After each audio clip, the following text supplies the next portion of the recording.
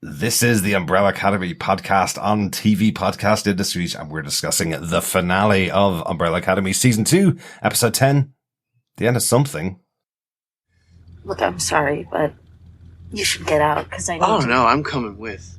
Can't let you face the unknown alone, right? Got room for two more?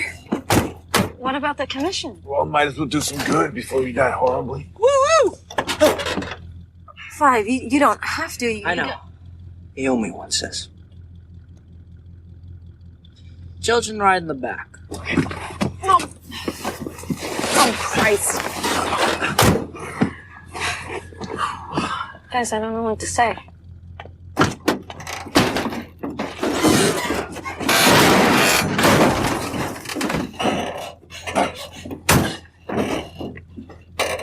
If anyone makes a fat joke and I'm out of here.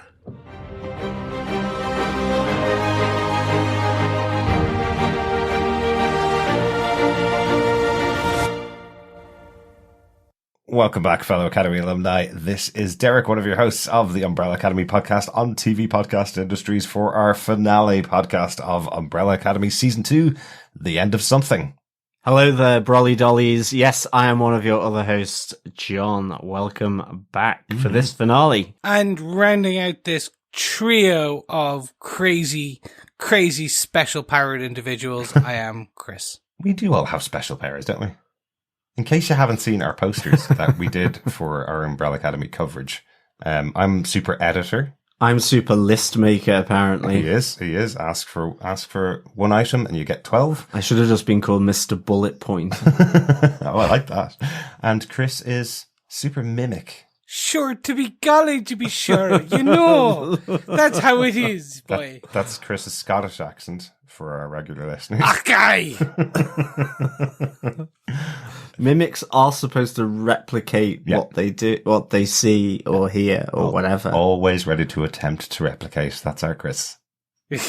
Attempt being the operative word. So thank you once again to all of you for joining us throughout another season of another show on Netflix. Been really good fun hearing your thoughts and really good fun chatting about this show. It's been a really good season this season. I will say right at the start of this episode, I think this is like 10 times better than the first season. Right off the bat, I don't think there was any drops, and I think it was setting up a great season and moving much better. All the characters were so much better, but probably because they had the basis of the first season for me. That's probably where I sit right now. How about you guys overall before we get into the individual episode? 100% loved this. Mm-hmm. I'm right there with you in that the pacing was spot on. There, I very rarely went, why are you doing that? Now, did I disagree with the character motivations or actions? Mm-hmm. Yes.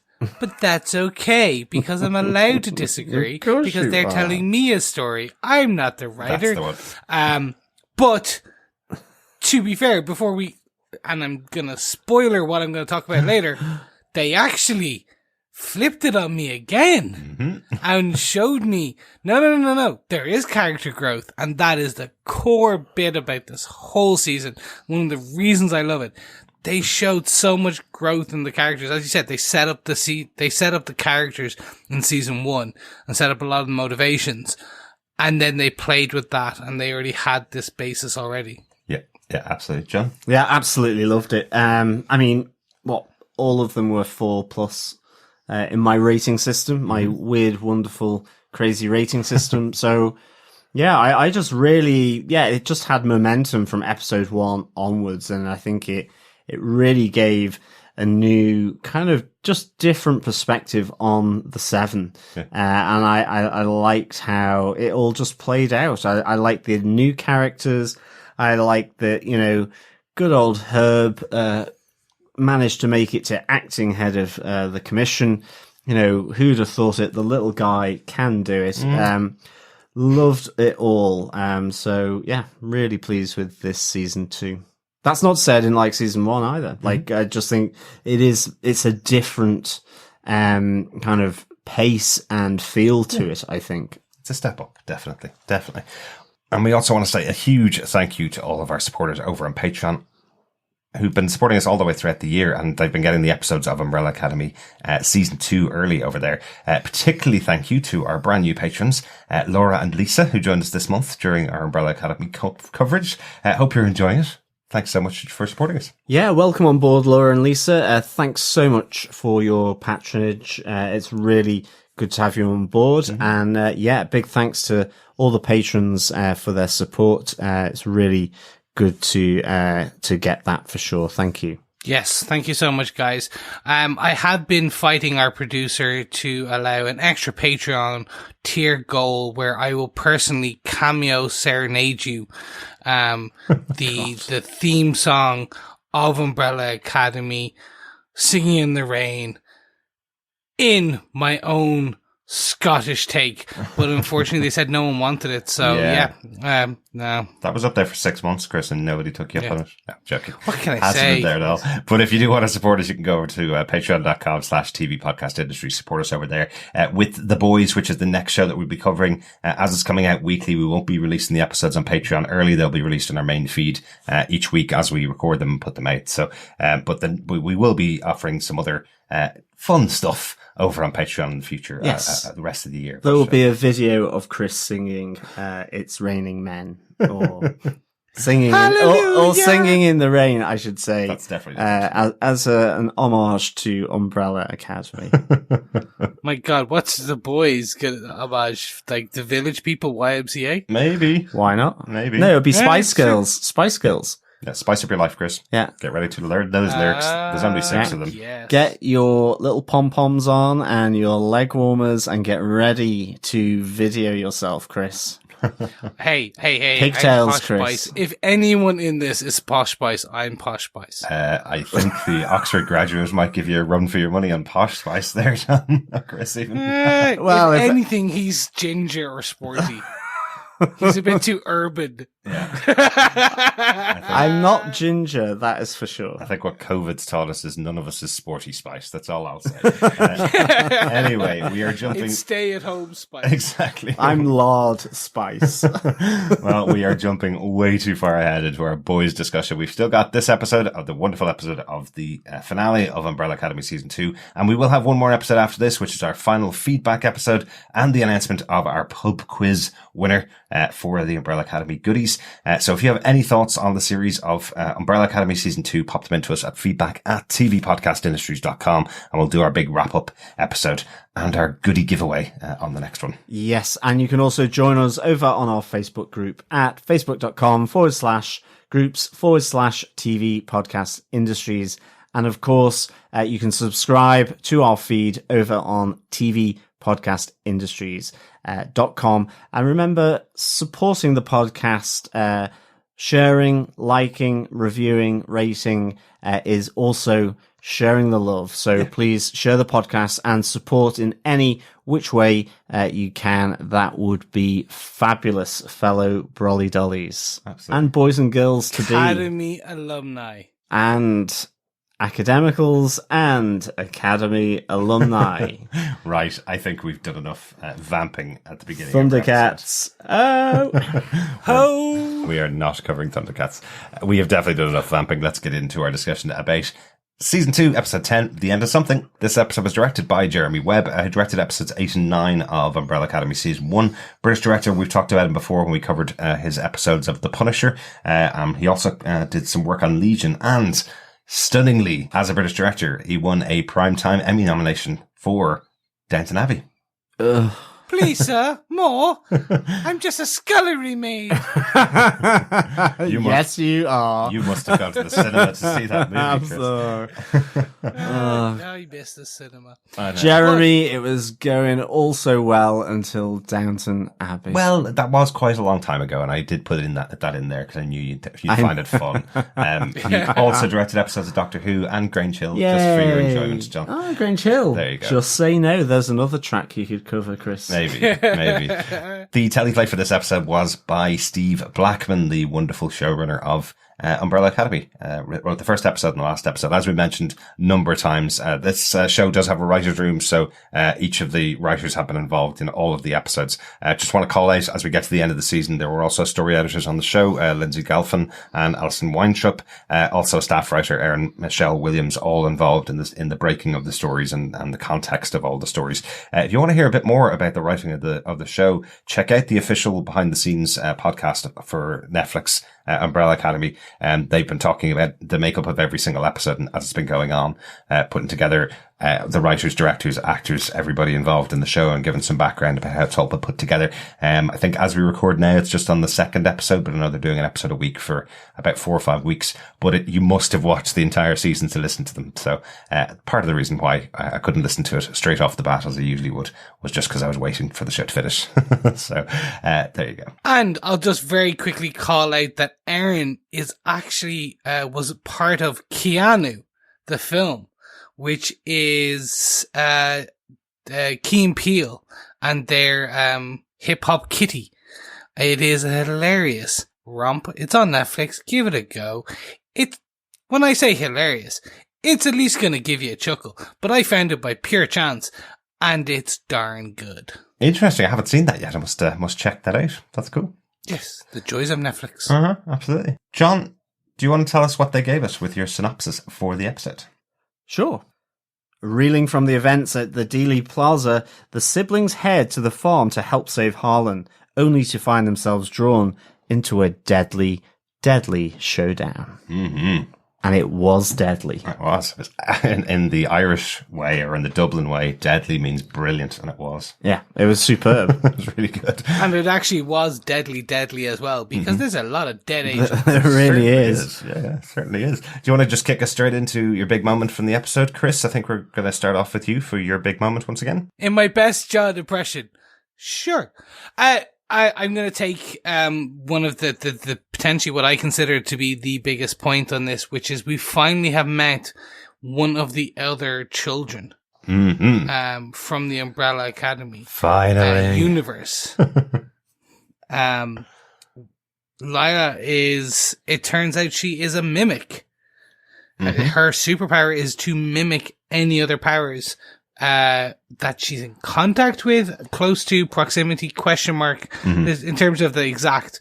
But it's fantastic. And it does explain, very quickly, I just want to call it out, how she was able, in the original, her first fight with Five, do that jump behind him where the camera pans back and she's standing away. We just never saw the teleportation. So it's a great, they had hinted at it already, and we just kind of played it away as that she's a fantastic fighter. Yeah. But to see this, it was just fantastic. Yeah. I like that they learned it enough there that we did question it, though. I remember having the conversation, wondering whether she was superpowered, wondering if she was one of the other, definitely the other 36 children, if my maths is right there, wondering if she's one of the other kids that wasn't found. Because, as we said, this always feels like the whole show should be based around who the other kids that were born on the same day were. It just doesn't make sense otherwise. Why would you give a numeric count and not use it? That's the statistician in me that goes, why would you give a number to it? Why didn't you just say there were 7 kids and all 7 of them were found and they formed part of the academy? Of course you're going to have more. So not a massive surprise as such that there's going to be a character in the show. I love that they held it over to the final episode for you to find out that that's the reason why the handler is looking for her in the first place, and she is specifically being targeted. That's why her parents were killed, and that's why she was found and taken in by the handlers, because she's looking for a superpowered kid of her own, effectively. So I really like that twist right at the end of the season to find that out, rather than it being a half season arc of the team trying to work out how to fight against somebody that can mimic all of your powers back at you. It was all done in one episode. I thought that was cool. Yeah, no, it was really good. I loved this. I loved her kind of using the other powers against them, whether it was the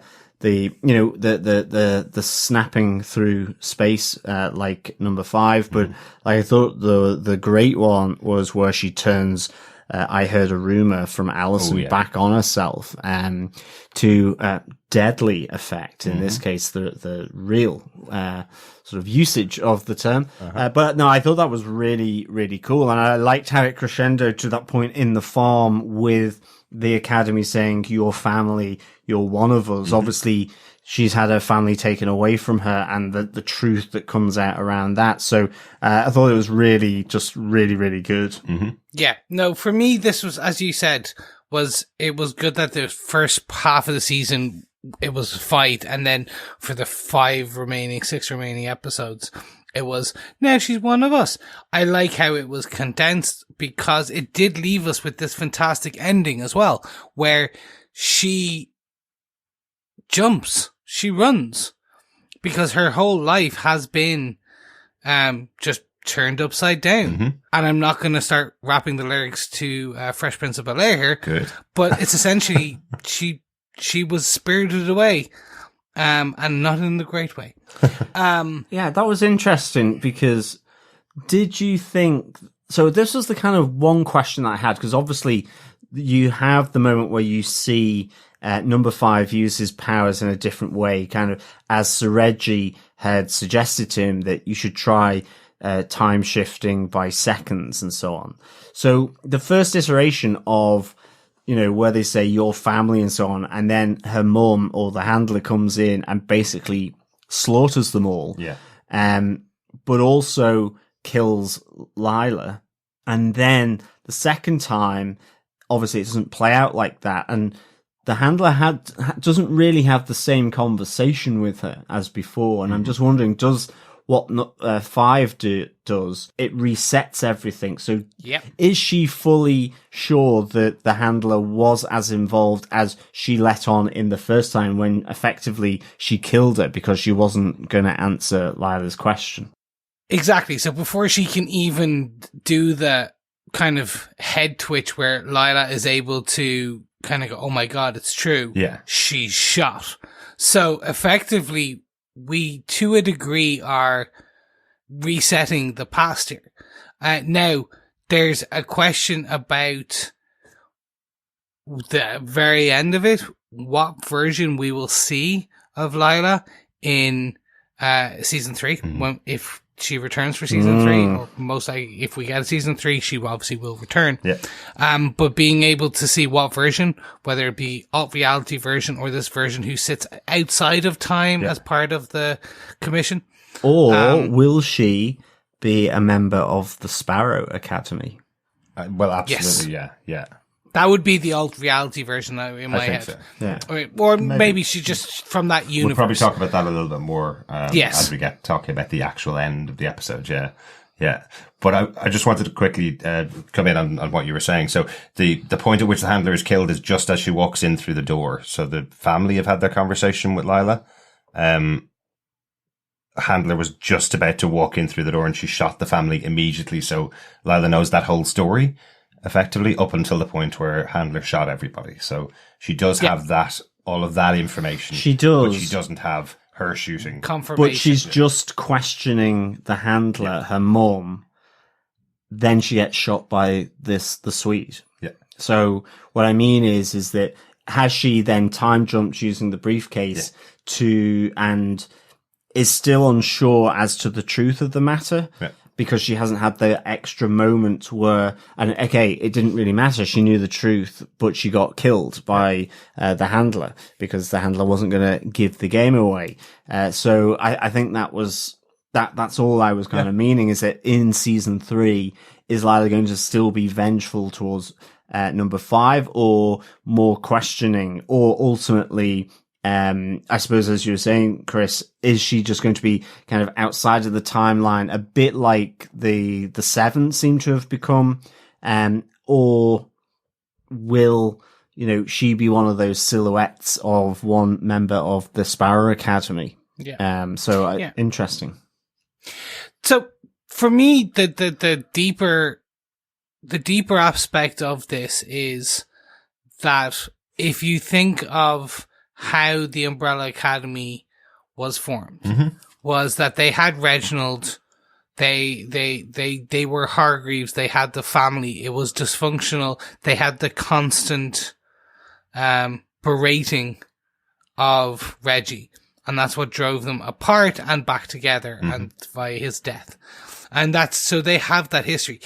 She has quite a similar dynamic in that she was also ripped from her family, like the others. Different reasons. Death versus being bought, adopted. But she still had a parental figure who berated, that caused that like mental anguish similar to Diego. So if we have lost Ben completely, the original Ben, our Ben, we've lost that character, right? I think Lila's a suitable replacement. Okay. Not to join, but maybe to join this Team Zero. Okay. I know I'm kind of contradicting myself when not to join, but to join. Think of it as she is the subbed-in member. When the original X-Men added Wolverine and added Nightcrawler and Rogue, etc. Actually, perfect example for our comic book listeners is the example of Rogue. Rogue joined as a villain turned hero. She had done some heinous things with Miss Marvel, taken powers and joined the X-Men for years and became a good character. And I think that is potentially what they are setting up for season 3 with. She has that. Again, we need to then get some resolution on the whole mother actual death thing like that, but that can be easily solved in season 3. But I just want to say, I was really happy with the reveal. This didn't feel like a MacGuffin just at the end in order to show all their powers being used right at the end. It didn't feel forced. It felt well timed. When you go back and I started a rewatch, but I haven't had a chance to get deep into it. There are clues there from the get-go. In terms of even in the underground scene with Diego, if she is a mimic, she can potentially mimic his fighting style, and that looks like what she did with the kicks and stuff. Yeah, potentially. So maybe it's not just power. His powers are a bit more agility, movement based. That's the kind of the interesting part. But anyway, so that was my big point for this episode. Yeah, you're right. It's going all the way back to the original time we saw her backstory with the handler being in the room. You know, the piece of information we as the audience were missing from that, and we were trying to piece it together while we were having the conversation. The piece that we were missing was the handler was always middle to top management. She was never an agent. And we were trying to think, was she someone that was trained as part of the commission, went out in missions with Five, as you correctly guessed at the time, Chris. We were trying to piece together saying that was what was happening, but it turns out she'd never gone out on a mission. She's the one that selected it. She's the one that wanted to go to that location. But we did have enough information that we could have kind of guessed that there was some other reason that the handler would be intent on going to that address, that specific address, and specifically looked behind that paneled wall when there was no sound in the room to find this girl, you know. So she knew exactly what she was looking for, where she was looking for, you know, and the timing worked as well, the age group of Lila, to indicate that she could be a member of this 43. But I think overall the intention of this family would be to go out and find all of the people that were born at that time or conceived at that time, born at that time, that they were born at, and set them all up as a big group of the Umbrella Academy, find out what all their powers are. You know, again, it's one of those things that seems inherent in the storytelling, but isn't there in the comics. So really glad at how this worked out in the show. Yeah, 100%. Definitely. John, do you want to take us on with your big moment for the episode then? Yeah, it's more of a big question actually for me, because the one thing that came out of this finale that I was massively intrigued by, and it kind of leads on, is that, you know, we have this huge fight going on and all of this, and the handler is intent on getting to Harlan down in the sort of basement of the farm building. And First off, I have to say I loved the kind of slapstick knockout of Sissy by the handler, who, Sissy's there gung-ho, I'm his mum, and she just gets punched across the face and falls down. I found that really funny and slapsticky. I think as the handler delivers her line in fake southern drawl with I'm his mum. Exactly. Exactly. It was just, that was funny. But, we see her having this conversation, with Harlan as he's kind of got his sort of smaller energy field whirring around. And this, and that was the thing, is like we hear a few snippets of this, together we can do incredible things. Mm-hmm. A lot being said here. She's happy that he won't talk back, which is a win-win for her. Yeah. But that's all we kind of really get. There's not too much there, yet she's down with Harlan for the whole of that time while they're fighting. Mm-hmm. And then comes back out. So whatever happens, she has done what she intended to do, yet she left him there. And so she's finished her conversation and then gone up to kill the Umbrella Academy after. I'm kind of assuming, I'm kind of assuming that she has, although she could have started to hear, your family, from Diego to Leela, and came up to sort that one out to stop any kind of, maybe she wanted both Leela and Harlan. But I kind of feel that, she's down there a long time with him, and we see little bits of that conversation about him being and her being able to do great things. It is almost then, when she kills Leela, it's because she has her replacement or something along those lines. Maybe. I mean, she says, can we move past this? But I kind of felt that, there was something being withheld, sort of off camera as to what happened there. And certainly given that, with what seemed to be the taking back of powers from Harlan by Vanya, and then you see him with his little wooden toy floating and spinning in the back of the car, and all of a sudden he's kind of got an evil Harlan kind of look to him. Yeah, well, I just don't know. Does she do something to him? Just say something to him? Seed an idea into his mind? And obviously, you had spotted that kind of wooden toy was a bird, and we have the Sparrow Academy. So I'm just kind of thinking that maybe there was actually quite a really big thing happening actually off camera here between Harlan and the handler. And, we see her die twice here, with the time jump, that, she's killed, once by, the Swede after she's killed Leela, and then she dies again once number 5 has done his kind of time reversal. Yeah. So she's dead.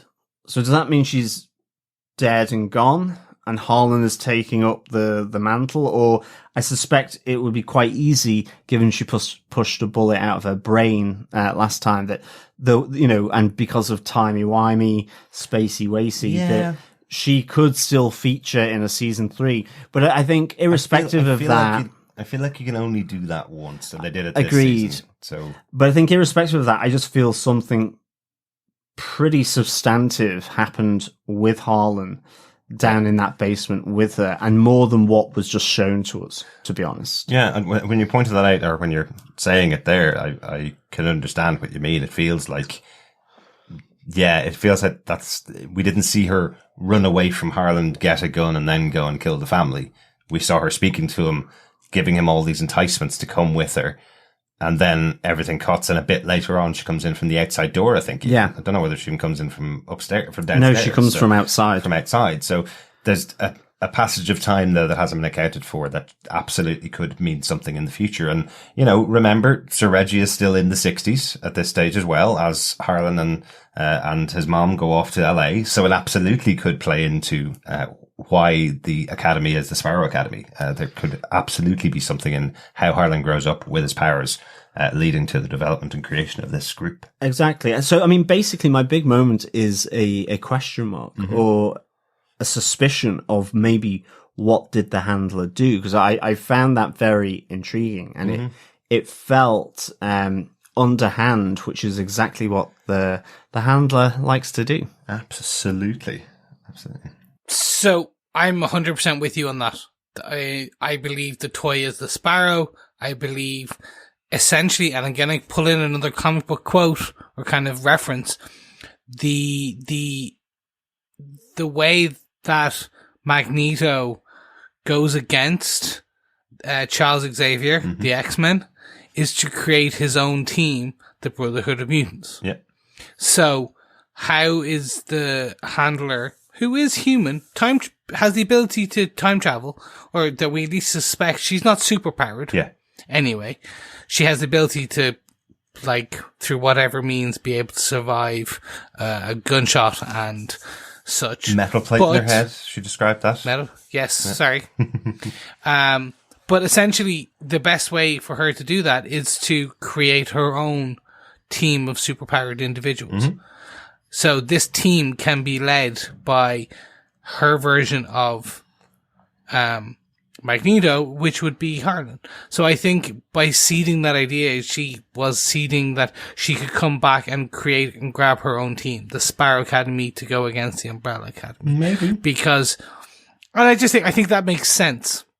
I do not want to see her back. I love Kate Walsh. I think she's fantastic in this. Like, even seeing her on social media when this came out, she was great. Even though she's isolating home like the rest of us, she still had fun with it. Whale of a time. But it was just, I don't think it would be good for, she can come back with it like a flashback or a short time travel kind of piece. Like, because we play with time, it's fine. But personally, I'm kind of like, your bit is done. Yeah, well, I felt in that conversation with Herb and Dot when Diego and Five are talking to the two of them, and Herb is scared, kind of going, she's definitely dead, isn't she? And Five goes, oh yeah, definitely. So it's like, I'm not making that mistake a second time. You almost feel like he's taken her head, you know, and hidden it somewhere, you know. That's what it almost feels like. He's going, no, we are 100% sure she's not coming back for season 3, lads, you know, which I think is the right thing to do. If you're going to have a villain, you can't keep repeating the villain over and over again as well. So, it's important. It says the X-Men and Magneto. Exactly. But as number 5 said, Diego is the village idiot. You know, so maybe, just maybe, she's not. I mean, I agree with you guys. I don't particularly want to see her back other than through exposition or flashback in that sense. But I just wonder, because I mean, she is such a great character and I've loved her through these 2 seasons. And if there's a small bit of me that wouldn't be sad if she was back, but I think, it wouldn't feel as right as it did in this one. Well, I'd also agree with you. Yeah, I have no problem seeing her back for an episode here and there in the next season because she's a time traveler, definitely. One of the other things to point out in reference to the comics, to actually Umbrella Academy, the comics themselves, time traveling and the commission, the group that's in the comic books, they're not 100% part of the story. They are part of some of the stories, but that's not what the whole Umbrella Academy storyline is about. It's not about time traveling and the preserving the timeline. That's an expansion of that character for the TV show to give them one central villain and one central thing to fight. But there's no reason why you would have to keep that in to continue the storyline, if that makes sense. They're now back in the future. There's loads of other battles to fight, loads of other things to do. So there's loads of other things to explore. They don't have to keep with that storyline of the Handler and the Commission either. So, but then that would mean we wouldn't see Herb and Dot again. So I'm sure it's going to be in there. I'll very quickly just say that the Sparrow Academy is in the 3rd graphic novel, pretty much the final issue of the run. So they're introduced. We know very little about, we pretty much know nothing. Yeah. We see about 3 of the 7's powers, and they all know is that they're red and black and have a sparrow on them. Yeah. So there's enough there that this gives the writer's room for season 3 leeway to go and it's like, hey, here's a cool little idea, go play. And I think this is actually what we've seen is they've taken the central core and premise and really just expanded upon them in their own way. Yeah. And I like that about this. Like, this would have been a procedural if it was like the comic books, because as Derek, you called out, I think last episode, and we called out a few times, the whole premise of the Umbrella Academy is every couple of issues, every arc, they're saving the world from apocalypse. Another apocalypse. So that could get that could get old very quickly. Yeah. And I think this gives them depth to go. And it's like, oh, right, it's basically the toy box. It's like, here's the toy box. You've got a Captain America. You've got a Batman. You don't need to do, you can play Batman and Captain America on the same team. Yeah. You can play with the toys however you like. Can I just give one minor spoiler to the whole comic book thing?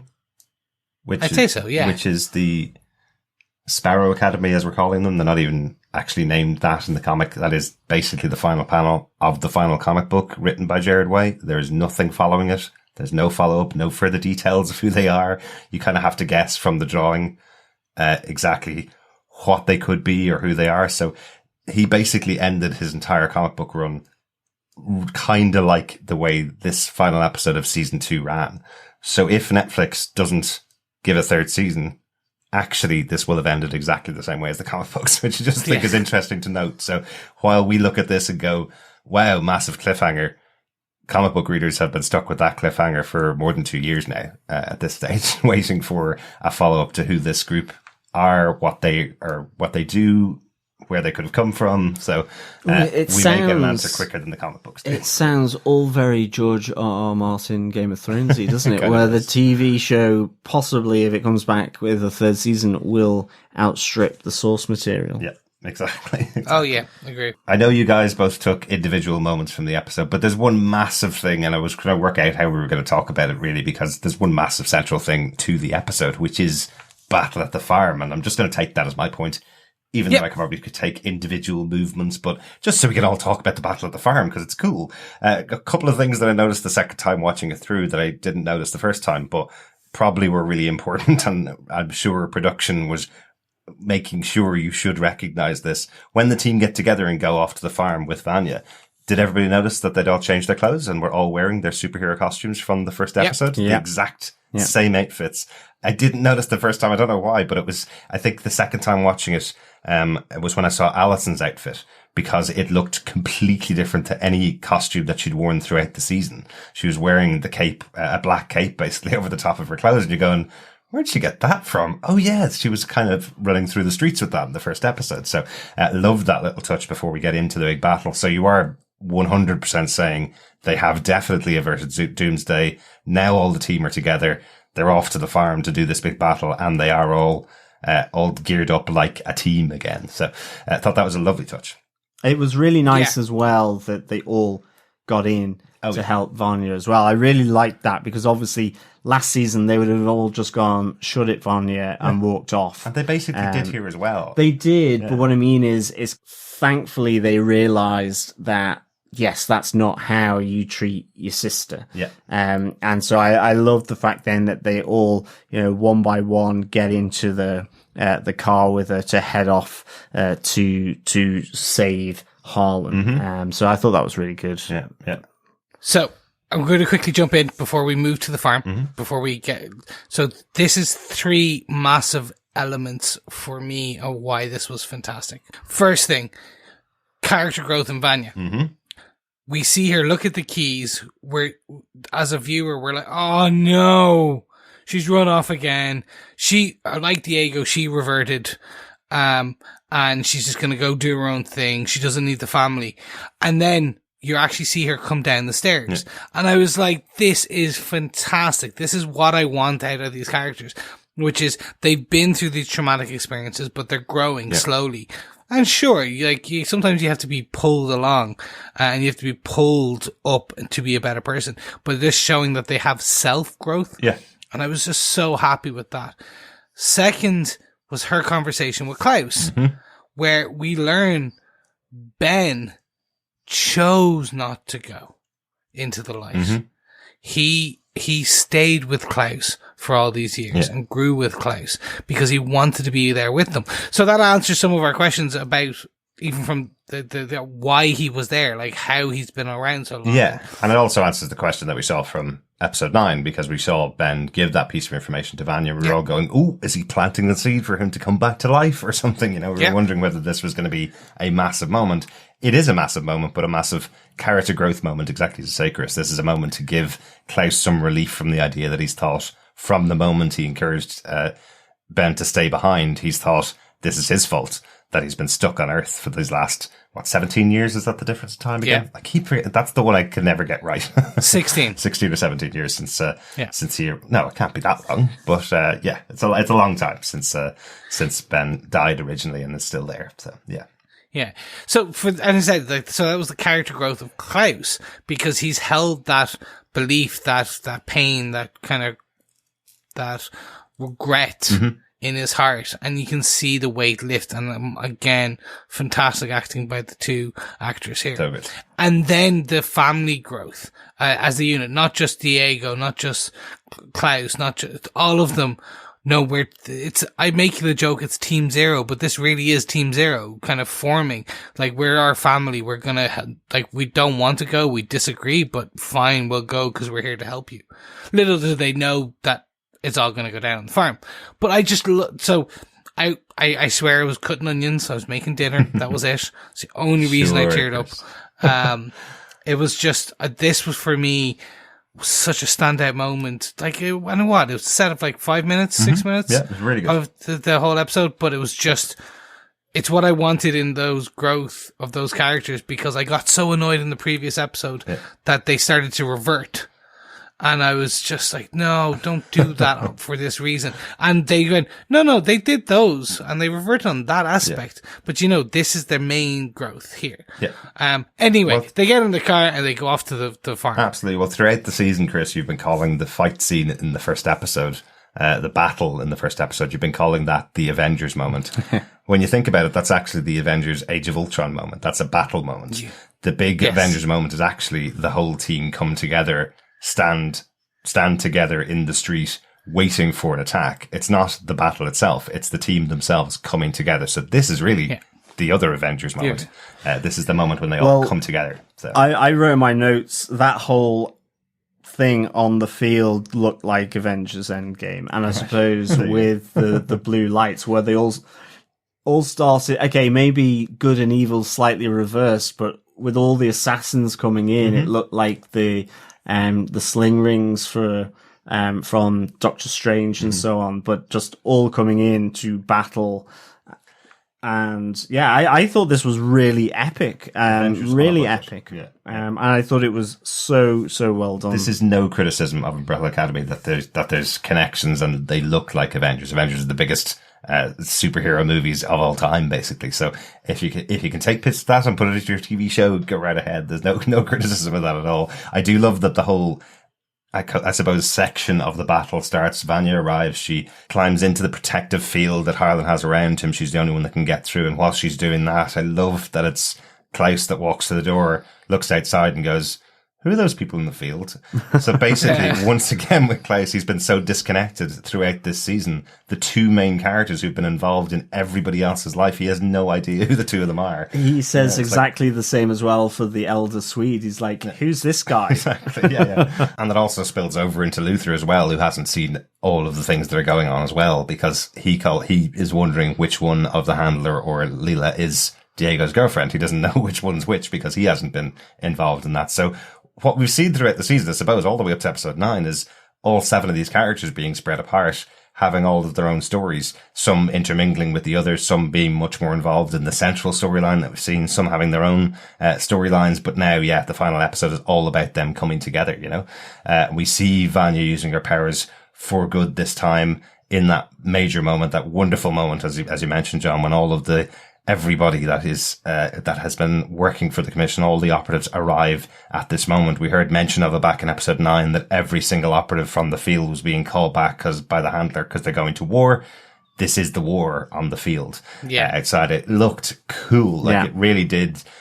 From the camera pulling back and seeing what looked like thousands of people in the field with their briefcases. Loved the little touch of the Halloween masks, just like Hazel and Cha-Cha from season 1. Every fifth or sixth person was wearing some form of kind of Halloween mask, which I thought was a nice little callback to that idea that they had in season 1. So very cool. Vanya going out and knocking them out. We get the reveal that Leela has the ability to mirror back the powers that are used on her, which plays out in different ways as that goes on. I think that was cool.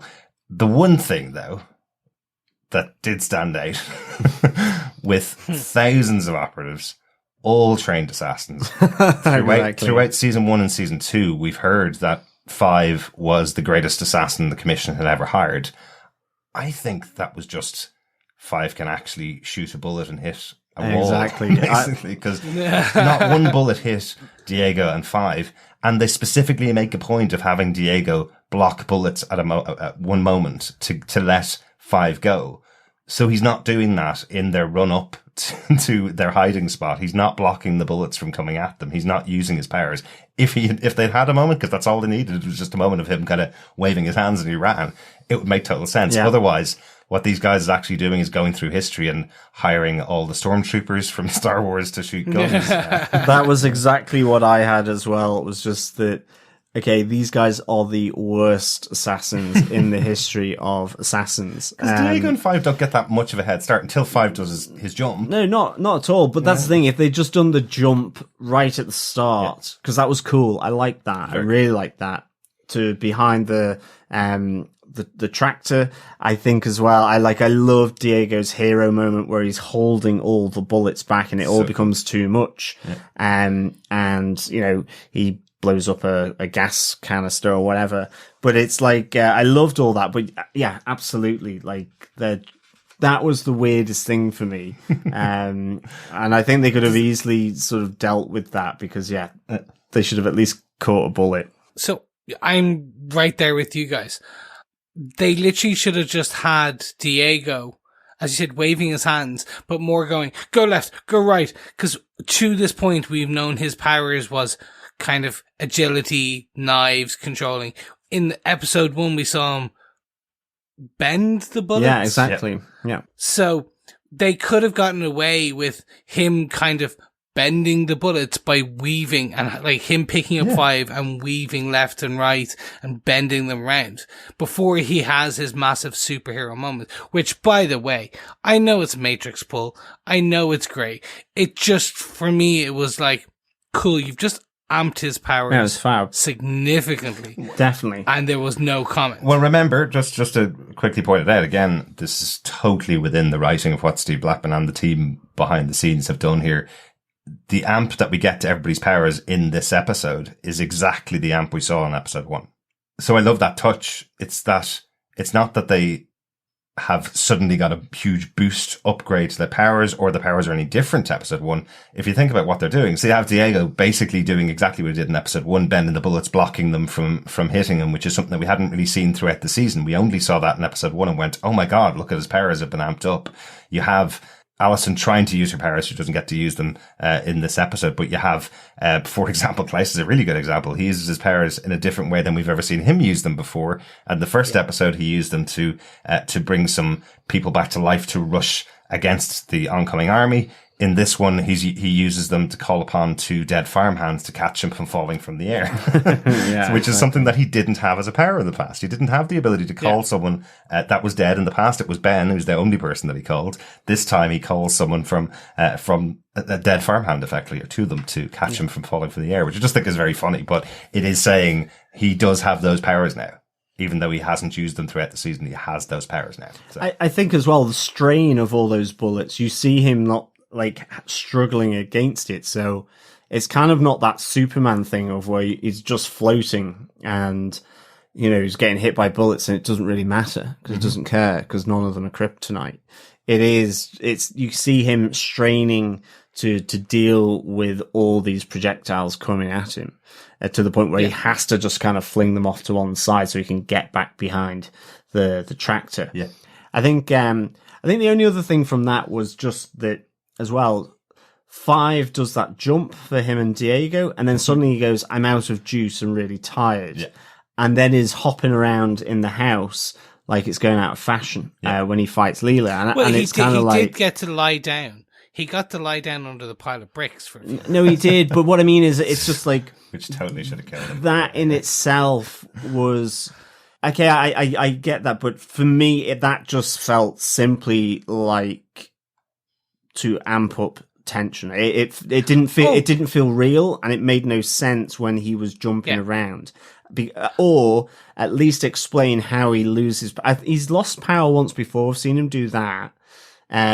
So it's not that it's not the sudden losing of his power, but it was just the fact that, so when he says, I'm tired, I've run out of juice, then basically it's like literally 5 seconds later and actually he's okay. Yeah.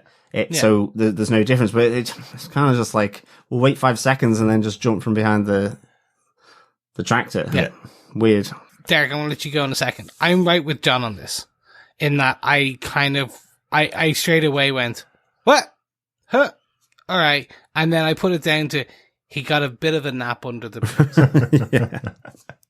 The bricks that absolutely should have killed him. There's no doubt. Yes, 100%. I don't know how he knocked Luther out of the way and the bricks landed on him and he stayed alive. That made no sense. But hey, that's the one that I thought made no sense.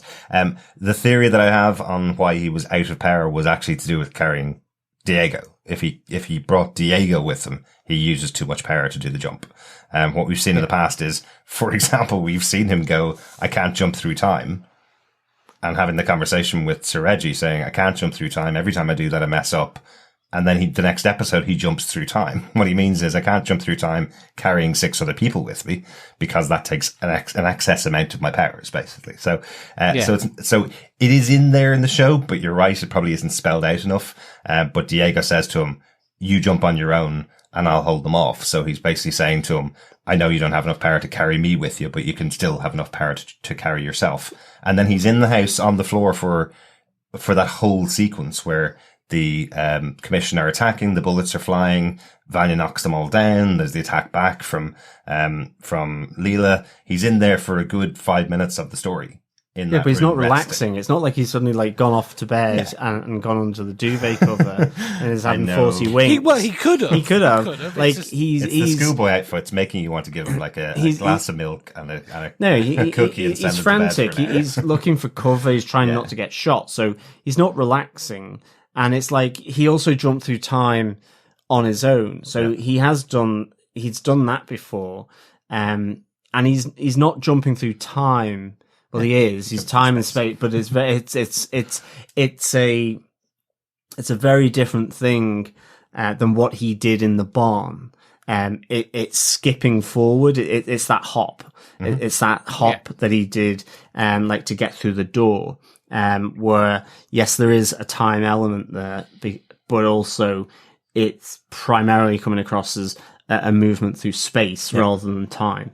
Whereas he, in the barn, he is moving time backwards. Yeah. He's going in the other direction.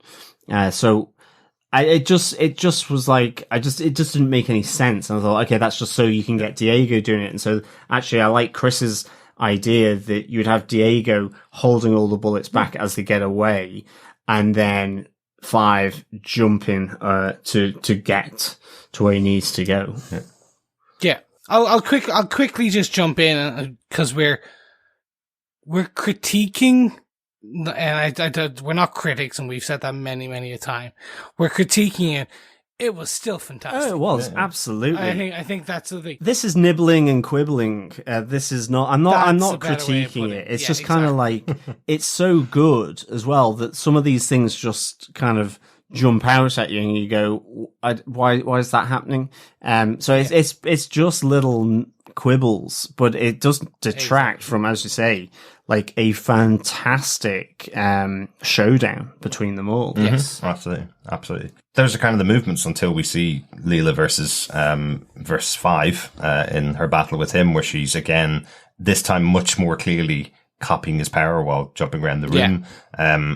Luther getting thrown out through the window as well, or at the brand new window of the house, what used to be the side wall of the house. So as strong as Luther as well. So, loved that moment when Luther realizes that he can't punch, his way out of it, when Leela's holding him by the fist, telling him, basically telling him, take a second, think about what's happening here. I'm just as strong as you, cause he just hasn't seen something like that before. And yeah, you already mentioned, the rumor moment with Alison where she gets her breath stopped by a reversed rumor.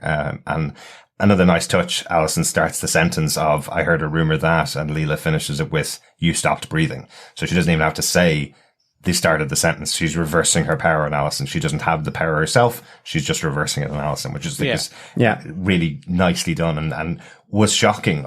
But another interesting one in here as well is Luther's able to talk Alison into breath again.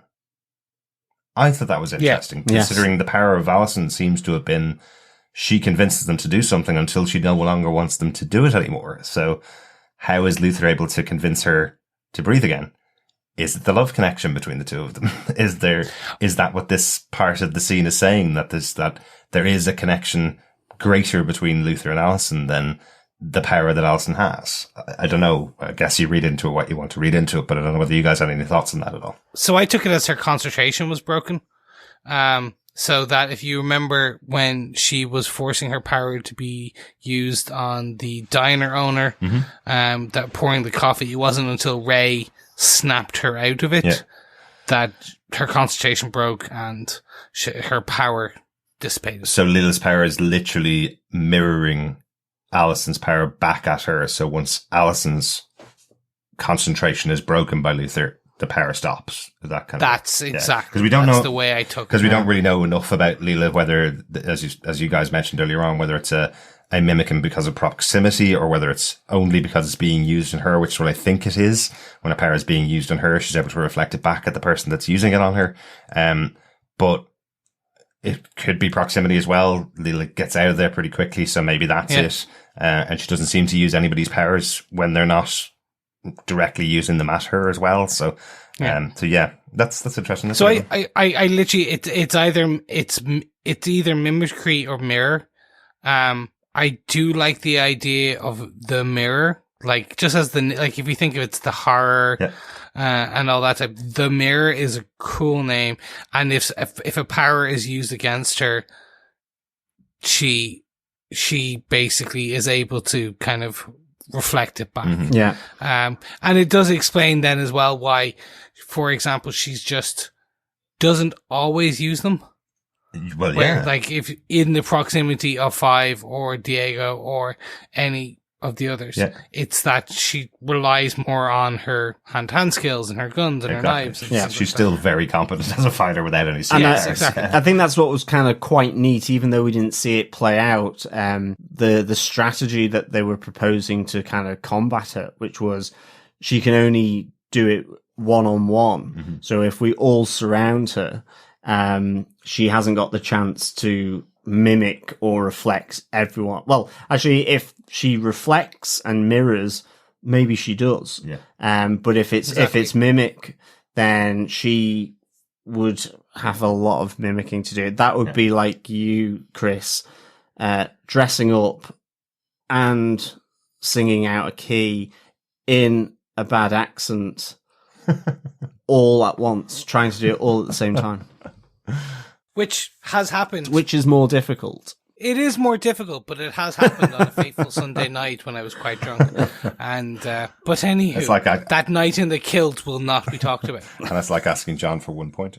Exactly. Yes. Exactly. Almost impossible. Exactly. But that's it. Or you for a it just small becomes edit. more difficult for her. So I really kind of like that strategy. I thought it was really neat. And I do like the fact that, as you said before, in this moment they realize they're not alone as well, that there are the others. I think that's just really good. Actually, just to point that out, it's not very clear whether they were ever told that there was more than 7. Like the voiceover that we had from the first episode was Sir Reginald's voice saying there were 43 people born on Earth. He bought 7 of them effectively. They're the ones that make up the Umbrella Academy.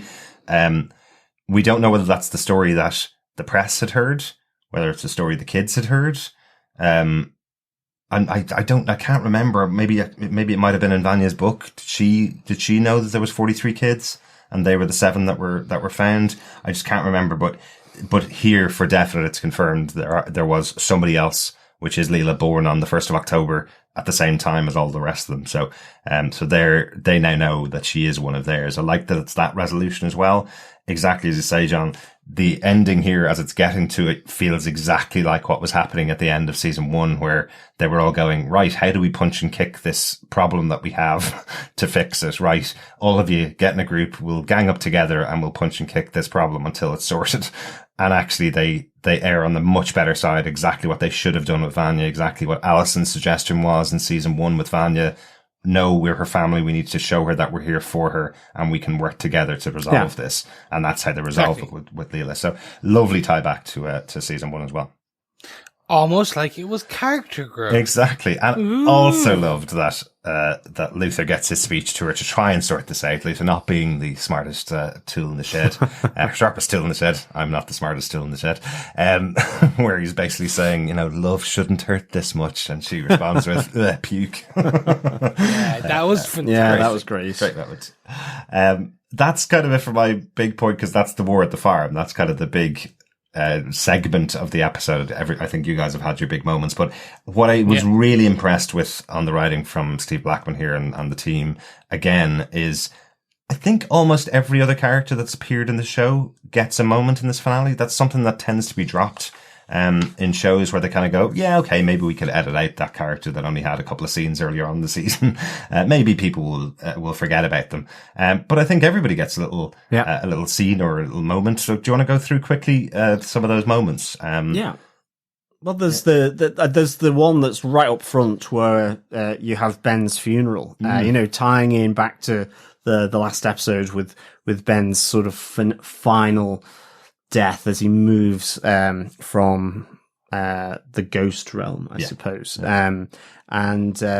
You just have everyone there, and you know you get Techno Grace back here, in that sense. Mom, yeah. Again, all the young kids are there as well from season 1 to listen to the damning eulogy by Sir Reggie that is massively harsh on them. He's such an you know, I think you allowed number 6 to die on this mission, like, you know, absolute blame being put squarely on the 7. And, you know, kind of the ruptures between the kids as the funeral ends.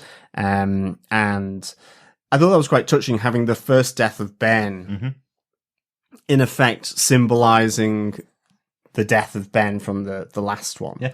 That they're allowing the audience to close out Ben, I suppose, with the funeral. It gives a little breather, just a kind of moment to memorialize the character, I guess, because I think he is a fan favorite, and particularly throughout this season when he's had so many moments with the rest of the cast that he didn't have in season 1. People seeing Klaus keeping him back when he wants to just speak to anybody other than Klaus, you know, that kind of stuff. I think he is a character that people like a lot, and everybody I know likes the actor. He's really good on Twitter with fans and been great fun. So at least having a little breather there and a little goodbye to him at the start of this episode. Yeah, you're right. I think it was a really great touch. I loved all of this scene. I loved the way Reggie was. I just wish we had got a tidbit of what happened. I know. No, but that's I true. was like, come on. They are loving it. I was like, they're milking this now. They're loving it. 2 seasons Is in. it in the comics? No. Okay. No. So I think that's what I think we'll basically, I don't think even in season 3 it will be explained. It will just be, you died, but now you're alive. Yeah. Anyway. Is it canon at this stage that you don't mention Ben's death and how he died? I think that's one of the central gags for the show. They're loving it. They're loving hiding it. So, you know, you don't see them out on the fight and him dying. You see them afterwards at the funeral and everybody going, oh, wasn't it awful that he died in that attack? Let's not mention who it is. It could be. It could be the little in-joke for canon Nazis. Maybe. Yeah, maybe. That's fun. One other thing about that section, we do have Ben returning as a ghost immediately after the funeral, his first meeting with Klaus. Yeah. I was wondering whether Robert Sheehan overdubbed the voice for the actor who was playing young. Yes. Because it's way too close. It's way too accurate. All the rest of the kids are doing their own young teenager voices. And that just absolutely sounds like a guy from Kildare doing an American accent, which is Robert Sheehan. So, he's from Kildare, isn't he? Yeah. A guy from Ireland doing an American accent. It's exactly what it sounded like. So, yeah. It was, because the dubbing wasn't perfect, and it just looked slightly, it was uncanny valley enough. Yeah. Yeah. That I was like, maybe it's so my internet provider. Because I think everyone has that question with that. Because as soon as I first heard it, and he got one of Klaus's intonations right, and I was like, "That's really good of that kid doing the acting there to get that kind of intonation of how Robert Sheehan is doing the thing." And then the more you kind of looked at it, you kind of went, "I'm not entirely sure whether it is him or whether it's Robert Sheehan." I think I know exactly what the line or the part of the line was. I think when he says, "Do you want to come watch me take a piss in Dad's gas tank?" It's the way he says "piss." Sounds like that was Irish actually American. what got me. It must be. I was like, "That's too much of a twang." But still a lovely scene. Again, this is what ties into the scene we hear later on. This moment where he tells Ben, "Don't go into the light. You can go into the light anytime. Why don't you hang out with me?"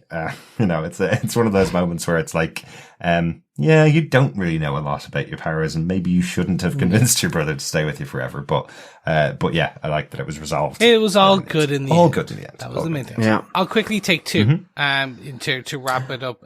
Dave, staying on Klaus. Yes. He does go to the army. Yeah. He continues this going to the army sooner rather than later as a Marine. So what this means for that timeline, again, we're playing with time here, so it's going to be a bit weird. But he does join the army. He has joined, so he's just going earlier than expected. Yeah. So, and we see Klaus having his little moment with the dog tags as well. As you move to Dave, who is about to paint the Vietnamese jungle in Dave Red, I suppose. I suppose this is one of the things about time travel stories. it's moved now. Regardless of whether he's gone and joined the army or not, he seemed like he was pretty convinced that's something he wanted to do, and if he was going to give his life for America in the war, that's what he signed up for, and he was happy about it. But he's gone a week earlier, or a bit more than a couple of days at least earlier, and that could eternally change his path. He also knows about where he's supposed to die, because Klaus did tell him. Yeah. Which means maybe on that particular fateful day in 3 or 4 years' time, or however many years' time it is, he goes, "Oh, this is the day that I was told that I die, so I don't go up to that particular ridge." So his life is changed. Yeah. And as he's getting on the bus as well, you kind of see him looking around as though he's looking for Klaus. Yeah, I think so. Which is a nice touch. Yeah. So this is the fun thing. So I'd say this, plus other changes to this timeline, is the reason we are in alt reality of 2019. So the question then becomes very quickly, our Umbrella Academy are fish out of water now. Essentially, they're out of their timeline. They're out of what they were, who they were. So it's going to become interesting to see, they are the anomaly. Yeah. Did they survive? Is he in 2019 as an old man? All these fun aspects are going to be there and in play. Yes, exactly, because they've actually, weirdly, allowed themselves to avoid the big trope that I hate, as we mentioned in our feedback episode, the big trope I hate about gay characters in shows. This was another character, this relationship between Dave and Klaus in the first season, where they went with the kill your gays trope, where one of the characters must die in order for the other character to live and go on and mourn them forever. Well, actually, they've just avoided it, because Klaus has gone back in time, and at the end of the season, yes, Dave's gone off to war, but he's not dead yet. So that means the character is still alive with potential, at least in the storyline. So well done for reversing the kill your gays trope. Well done. Yeah. So what I actually would have liked, and I think this is it's a bit of a Back to the Future trope, which is that if the dog tag started to fade maybe at one part in the season, and then the name was replaced, or the name went back on towards the end, that would have been interesting to see. Yeah, maybe. I think. Maybe. We're definitely dealing with multiple timelines now, aren't we? So yes. Oh no, we're deep off into multiple alternate universes and realities now. I'll move swiftly on to Ray because we don't get much. We just see that he is at home. He goes, looks, and finds the Jules Verne novel, and in it is a note from Alison where she just kind of explains what they've done, why they've done it, and gives him one last joke and smile to his face. There is no indication of what he goes on to do or who he is, or like, it's kind of like if you had in the background him going, all right, and tomorrow I'm meeting with MLK or something along those lines. We never see anything like that. We just see, we get the closure of that relationship, that marriage. Yeah, and I think it's important to have that, and I think it's important that the letter itself speaks of hope, speaks of things. I'm not going to promise you that everything's going to be better in the future, but things are going to get better day by day kind of thing is the way that Alison lays it out for him. I also love, because they're in a relationship, I love that she instantly starts it with a joke as well, because she knows this guy. She starts it with, oh, you finally found my letter, which is a great way to do it, because this isn't an email where she has a read receipt on it. So there's a letter that she's just left for him to find whenever in the future he finds. So nice little gag from Alison there, I thought. No, definitely. We've already talked about Herb and Dot becoming effectively the leaders of the commission. Herb getting his massive upgrade to leadership position because everybody else is dead. Basically. Well, that was it. So it's just like, if half the team, and more than half, 3/4 of the commission is dead, they kind of have to promote from within. Guys, he led the revolution. You saw the broom cupboard from the last episode. That's true. It's basically all of the admin staff and all of the office staff for the commission are the only people that are left, because the board of directors slaughtered by 5, and now Vanya's killed every operative out there. So. I do feel as well, Herb, I have no idea whether it's intentional, but he looks to me like an older Austin Powers, just without the glasses. I think it's just the facial expression that Herb does. It's like, it reminds me of a retired Austin Powers. I like it.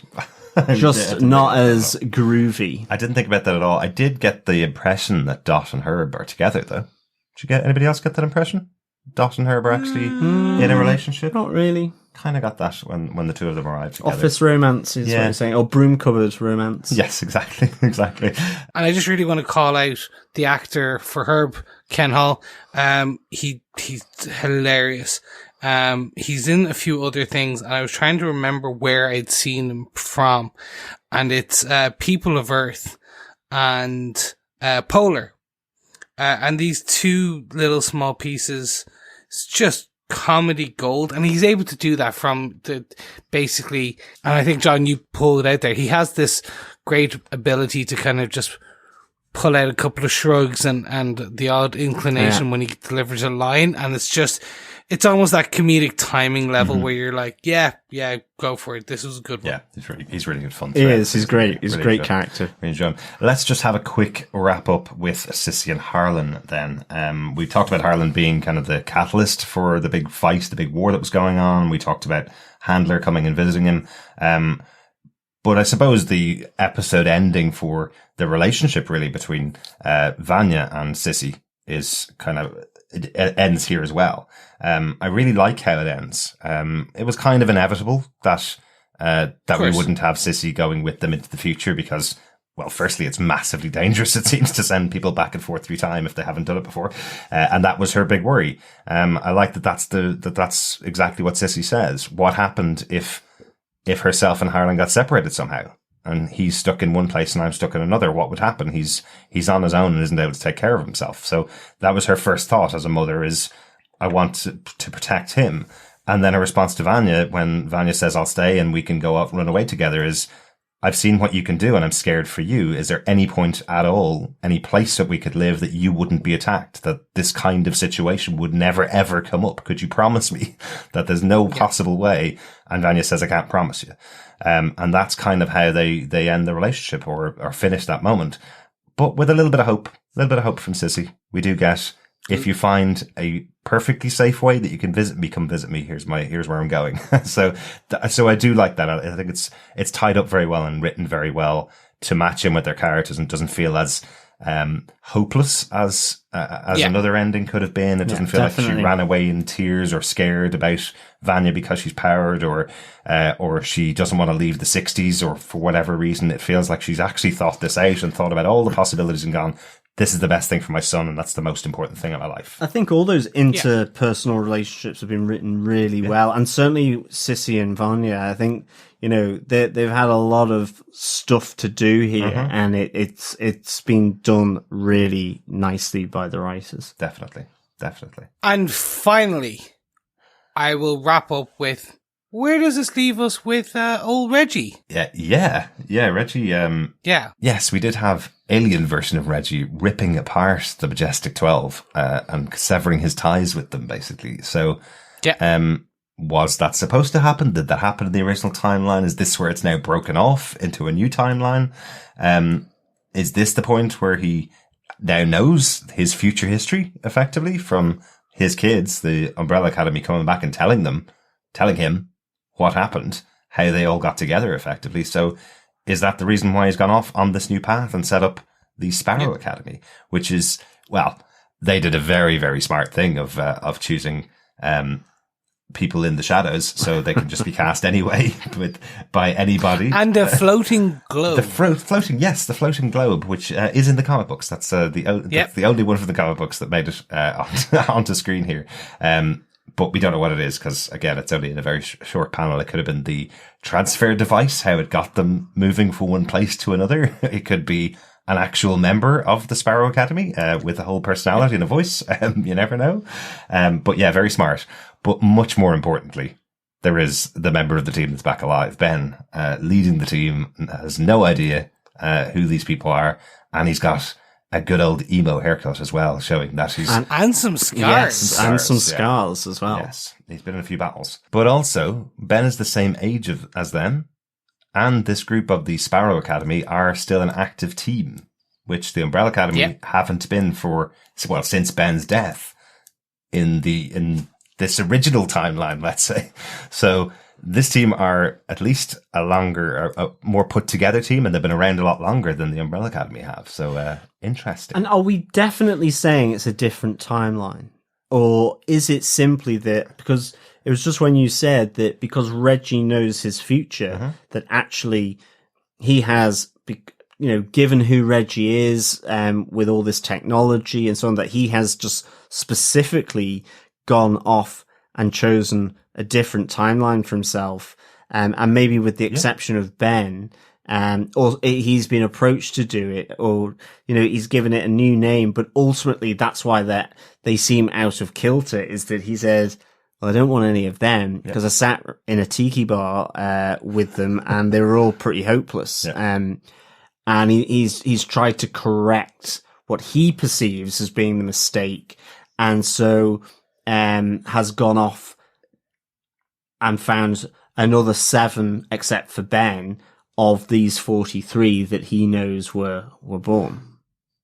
I think that's the whole thing, that they've edited the timeline, because we forget they checked the newspaper quickly and they've arrived the day after they left. That was really poor planning on their part, wasn't it?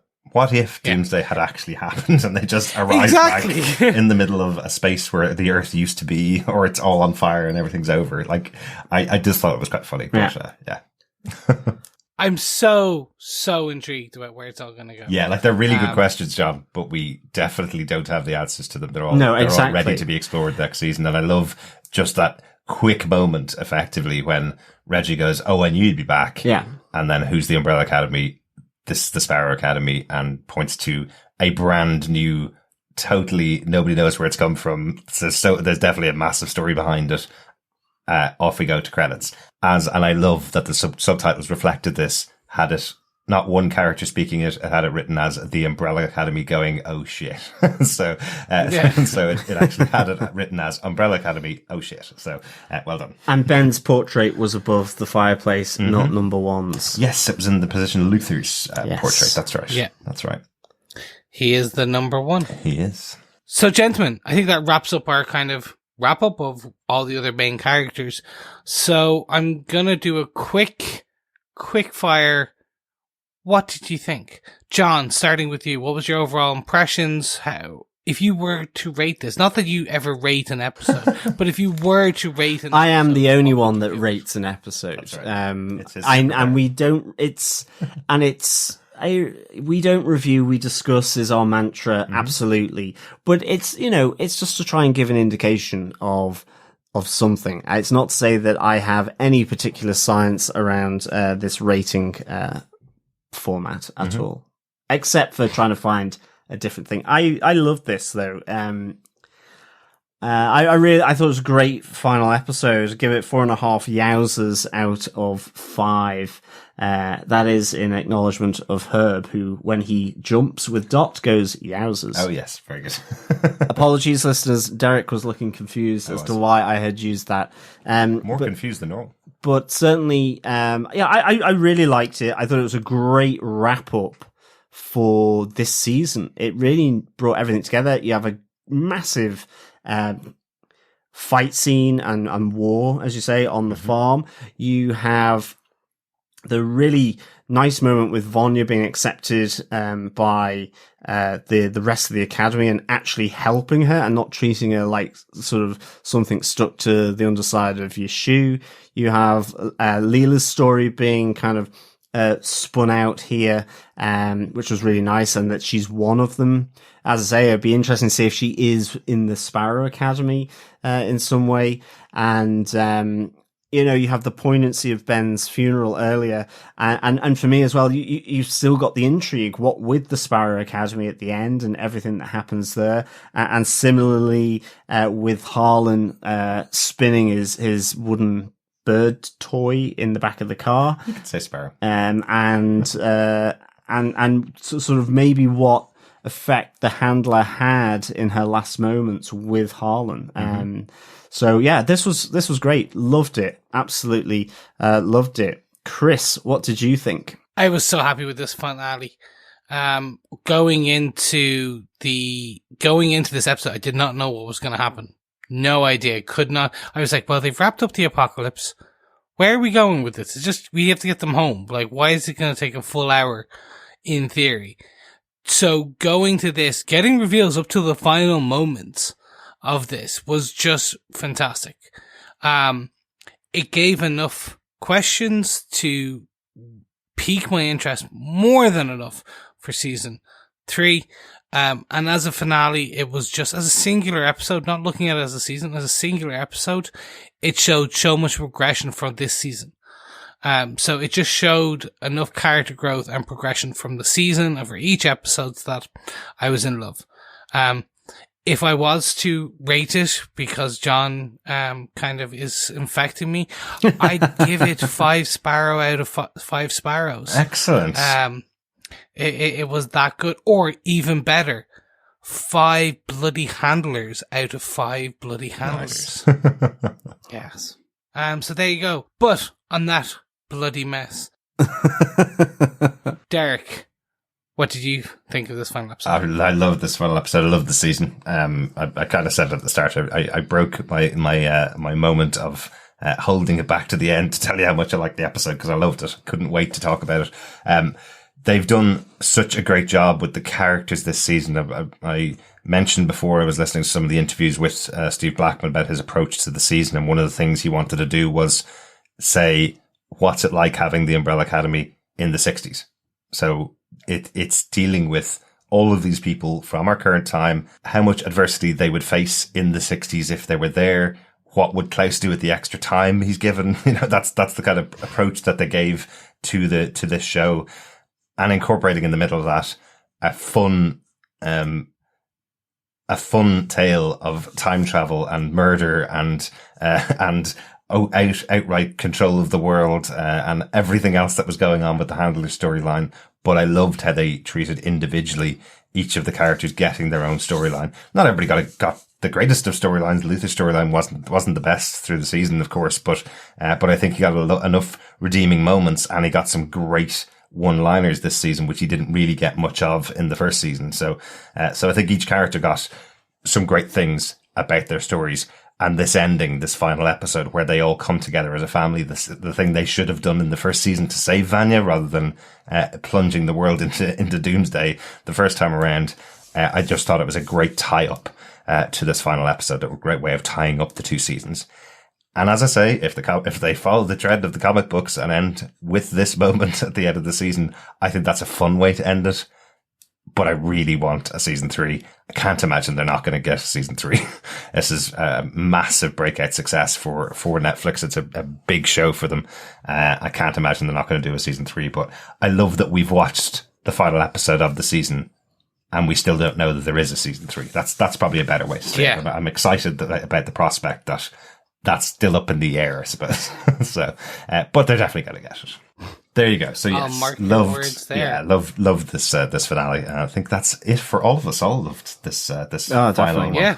One more thing to do before we close out our discussions of Umbrella Academy season 2. John, let's head on over to the pub. I am dying for a drink. Yes, me too. A celebratory quaff of your favourite tipple to celebrate the finale episode of Umbrella Academy. Hey, so raid Sir Reggie's drinks cabinet. Why not? Yes, exactly. We all need a drink after that finale. Yes, the pop pub quiz. Here we are for episode 10. The question is, when and at what time does training resume at the Umbrella Academy after Ben's funeral? Ooh, interesting. So just to repeat that, when and at what time does training resume at the Umbrella Academy after Ben's funeral? Remember, send in your answer to this question and to all the other questions throughout this pop pub quiz for the Umbrella Academy to feedback at tvpodcastindustries.com. You can also go onto our Facebook group. You can plonk it into the spoiler posts on each of the episodes in a comment there. Just go on over to facebook.com/groups/TV Podcast Industries. And of course, we will announce the winner of the pop pub quiz in our roundup episode of this season of Umbrella Academy, season 2. So thanks for playing along, fellow pub quizzes. Absolutely. That's coming out in just a couple of days' time. So the quicker you get your answer in, the more chance we will get a chance at winning those goodies. Definitely. Yeah. Thanks so much for joining us throughout this season. Send in any feedback to us at feedback@tvpodcastindustries.com, and make sure you stay subscribed to join us for The Boys up in September as well on tvpodcastindustries.com.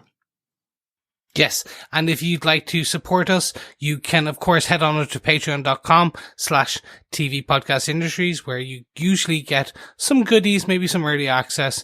We're still figuring out what additional goodies we're going to give you, but because The Boys is going weekly. More importantly, you can also like, share, subscribe, because writing a review, sharing the podcast, or just generally listening in is sharing the love. Thank you so much for joining us. As Derek said, we'll be back in a couple of weeks for season 2 of The Boys, which is going to be a roller coaster of emotions, whales getting exploded, bad language, dolphins, More dolphins. probably some other things that we just don't want to know about, or I can't say on this podcast. Cannot wait for the crude violence and loveliness of The Boys. And the 7, remember? One of the other interesting things we never even once mentioned throughout this season, 7 members of the Umbrella Academy, 7 members of the Soups. So I thought that was an interesting touch as well. So yes, there will be more blood than you can possibly shake any forms of sticks or buckets at when we get back with The Boys. So we thought our next show was going to be The Boys. It turns out we did something else instead. In between now and when The Boys releases, myself and John went over for some more horror on Lovecraft Country on HBO. We watched the first episode and we couldn't resist podcasting about it. The first episode is excellent. It's available now on HBO, also available on Sky Atlantic in Europe. Episodes will be released every week.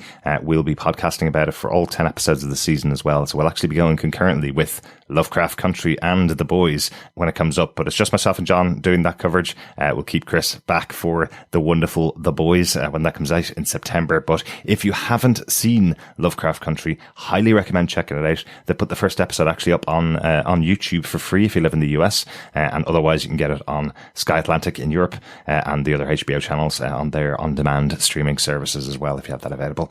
Check it out, and hopefully you'll join us for our coverage of Lovecraft Country. You can get that on our main site on TV Podcast Industries, but also over on our now horror podcast site over on dreadfulpodcast.com. Thanks so much for joining us. We'll be talking to you next time. Bye. See you guys soon. Bye. Thanks so much, fellow Academy alumni, for joining us. It has been a pleasure speaking with you. We'll speak to you again soon. And remember, in the meantime, keep watching, keep listening, and why not keep time traveling? Oh, don't mess with the timeline. Because this is what happens. Exactly. Mess up the timeline. Exactly. Bye. Bye. Bye, Brolly Dollies. Woo!